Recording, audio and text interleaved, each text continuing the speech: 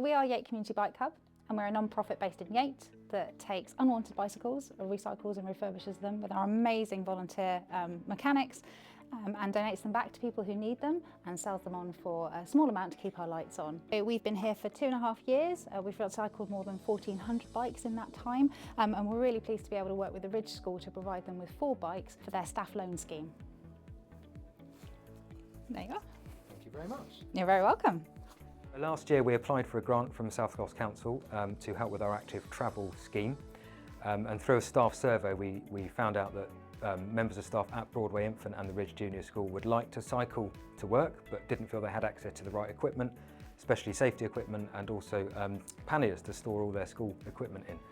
We applied for the grant and we've worked together with Council and the Yate Community Bike Hub to source 4 bikes for staff to use, which we're very much hoping will encourage staff members to get out of their cars, onto their bikes and travel to school in a greener, safer and healthier way for everybody.